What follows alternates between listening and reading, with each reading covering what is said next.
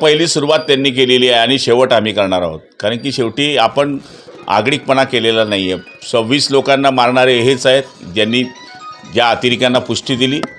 त्यामुळे आपण त्यांना पहिलेच इशारा दिला होता की आम्ही या ठिकाणी जिथे जिथे त्यांचे अतिरेक्यांचे अड्डे ते उद्ध्वस्त करू. आपण कुठल्या सिव्हिलन्सवर अटक केलेली नाही.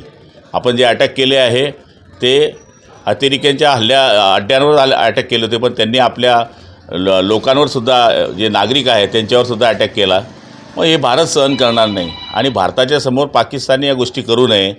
कारण की भारत हा भारत आहे आणि त्यांनी जर असाच आगळिकपणा केला तर काय होतं हे कालच्या 10-12 तासामध्ये त्यांना दिसलेलं आहे.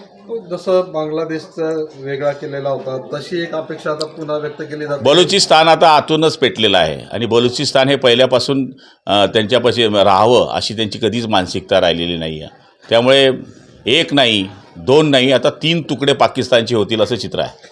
POK ताब्यात घ्यावा अशी मागणी सगळीकडनं होते. या घ्यायला पाहिजे असं सगळ्यांची मानसिकता आहे. पण शेवटी तो पंतप्रधान आणि या गृहमंत्र्यांचा विषय आहे, त्याच्यावर बोलणं उचित होणार नाही.